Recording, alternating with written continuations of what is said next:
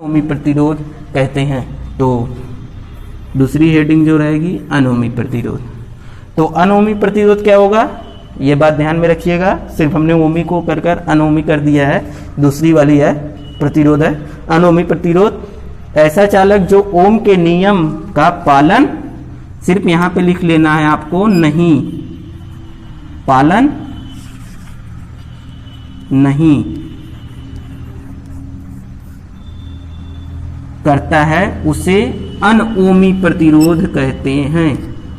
उसे अनओमी प्रतिरोध कहते हैं। तो ऐसा चालक जो ओम के नियम का पालन नहीं करता है उसे अनओमी प्रतिरोध कहेंगे, और जो पालन करेगा उसे ओमी प्रतिरोध कहेंगे। तो उसमें क्या होता है, उसमें जब वोल्टेज बढ़ाते हैं कभी धारा का मान बढ़ता है तो कभी धारा का मान क्या होता है, घटता है। तो अगर ऐसी स्थिति आती है तो वहां पे अनोमी प्रतिरोध का पालन होगा, उस चालक में अनोमी प्रतिरोध होगा। तो जैसे अगर हमने कहा ये हमारी वोल्टेज है, ये धारा, हम वोल्टेज क्या कर रहे हैं, बढ़ा रहे हैं, धारा का मान भी बढ़ रहा है, धारा का मान बढ़ रहा है। एक स्थिति आई कि वोल्टेज बढ़ाए, धारा का मान क्या हो गया, घट गया। तो यहाँ पे अनोमी प्रतिरोध, वो चालक अनोमी प्रतिरोध का पालन कर रहा है।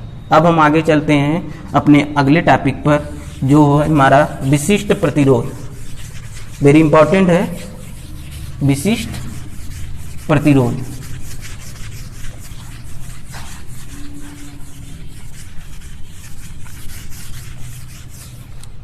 विशिष्ट प्रतिरोध, विशिष्ट प्रतिरोध। चलिए इसको समझ लेते हैं, विशिष्ट प्रतिरोध होता क्या चीज है। तो देखिए अगर हम चालक कोई ले रहे हैं, यहां पे हमने कोई चालक ले लिया, ये चालक है। चालक के जो इलेक्ट्रॉन होते हैं एक सिरे से दूसरे सिरे तक पहुंचने में धारा के मार्ग में क्या करते हैं, अवरोध उत्पन्न करते हैं। अगर हम इस चालक की लंबाई और बढ़ा दें, यहां तक हम कह दें चालक है, तो धारा के मार्ग में और ज्यादा रुकावट उत्पन्न करेगा। यहां तक कर दें लंबाई, धारा के मार्ग में और इलेक्ट्रॉन यहां से यहां तक आने में और ज्यादा अवरोध उत्पन्न होंगे। और हम अगर बढ़ा दें तो देखेंगे क्या, और ज्यादा अवरोध उत्पन्न होगा।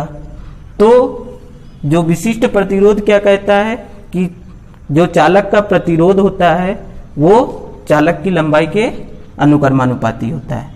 जो प्रतिरोध होगा वो चालक की लंबाई के अनुक्रमानुपाती होगा। ऐसा क्यों कंडीशन आ रहा है कि हम देख रहे हैं जैसे जैसे लंबाई बढ़ा रहे हैं प्रतिरोध क्या हो रहा है, बढ़ता जा रहा है। प्रतिरोध क्यों बढ़ रहा है, क्योंकि इलेक्ट्रॉन यहाँ से यहाँ तक पहुँचने में ज़्यादा रुकावट उत्पन्न करते हैं। तो प्रतिरोध की डिफिनीशन में हमने बताया था कि जो धारा के मार्ग में अवरोध उत्पन्न करेगा वही, उसी को तो नाम हमने दिया था प्रतिरोध। तो ये बात होता है, एक कंडीशन तो ये हमने जान ली। दूसरी कंडीशन क्या होती है, दूसरी कंडीशन अगर हम चालक का क्षेत्रफल बढ़ा दें, ये हमने क्षेत्रफल, ये वाला हिस्सा क्षेत्रफल, ये भी क्षेत्रफल, ये भी क्षेत्र, ये क्या, ये हमने इसको बढ़ा दिया, ये भी हिस्सा क्या कर दिया, बढ़ा दिया। तो इलेक्ट्रॉन क्या होते हैं, बहुत आसानी से एक दूसरे सिरे पर क्या होते हैं, बहुत आसानी से पहुंच जाते हैं और धारा के मार्ग में कम रुकावट उत्पन्न करते हैं। तो जो इस चालक का प्रतिरोध होगा वो क्षेत्रफल के क्या होगा, व्युत्क्रमानुपाती। यानी क्षेत्रफल बढ़ा देने पर प्रतिरोध क्या होगा, घट जाएगा। क्योंकि व्युत्क्रमानुपाती क्या बताता है, व्युत्क्रमानुपाती बताता है एक चीज बढ़ती है तो दूसरी चीज घटती है। तो ये इसी का काम आता है विशिष्ट प्रतिरोध में। तो ये बात हम लिखेंगे यहाँ पे,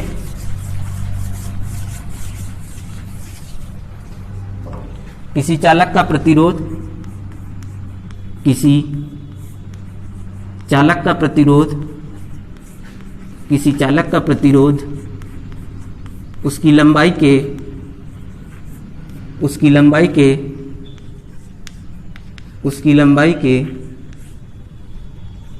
अनुक्रमानुपाती होता है, उसकी लंबाई के अनुक्रमानुपाती होता है। किसी चालक का प्रतिरोध उसकी लंबाई के अनुक्रमानुपाती होता है।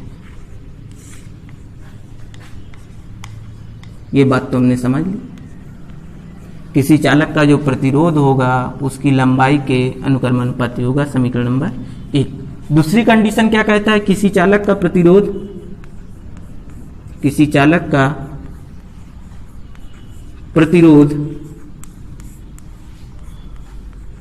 उसके क्षेत्रफल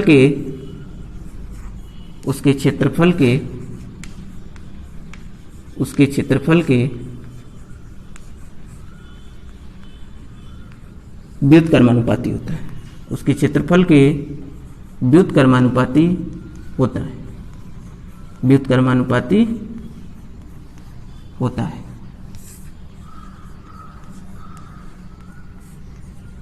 ये क्या हो जाएगा, किसी चालक का प्रतिरोध उसके क्षेत्रफल के व्युत्क्रमानुपाती, व्युत्क्रमानुपाती का मतलब उल्टा, ये समीकरण नंबर 2।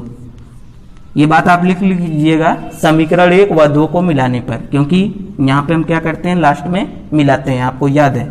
तो आर आर क्या है, समान है, तो इसको हम लिख लेंगे। अनुक्रमानुपाती समान, यल का गुणा 1 में यल गुणे 1, यल ही आएगा, बटे क्या है ए। अब हम देखेंगे क्या, अनुक्रमानुपाती हटाएंगे, एक कांस्टेंट लगाएंगे, तो हमारे पास आ क्या जाएगा, आर बराबर हमारे पास आएगा आर बराबर, देखिए अनुक्रमानुपाती हटाते हैं, एक बराबर करके एक कांस्टेंट लगाते हैं, तो रो हमारा एक कांस्टेंट है, क्या आ जाएगा L/A। जहां रो क्या है, जहां रो अनुक्रमानुपाती नियतांक है, जिसे विशिष्ट प्रतिरोध कहते हैं। जहां रो विशिष्ट प्रतिरोध नियतांक है,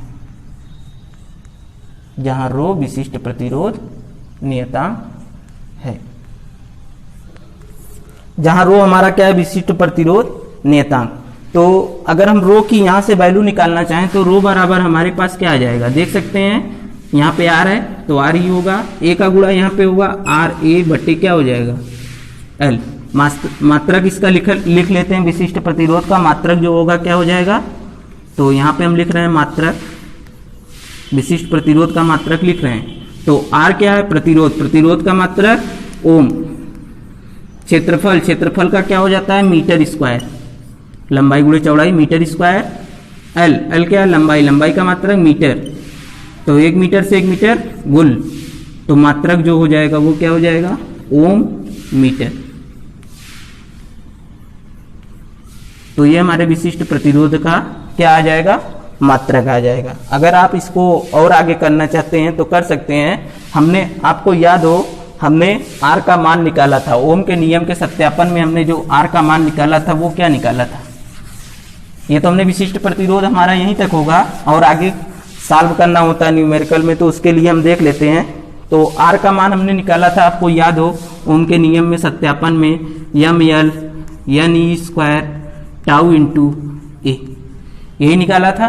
तो वहां से हम आर का क्या कर देंगे, मान रख देंगे, तो क्या आ जाएगा रो बराबर आर की वैल्यू क्या है ml n E square tau into ए, यहाँ पे है A/L, देख सकते हैं हमने आर का मान रखा है, यहाँ पे आर का मान रख दिए हैं, और A/L है ही, ए से ए गुल, एल से एल गुल, बचेगा क्या रो बराबर m into n e square into tau.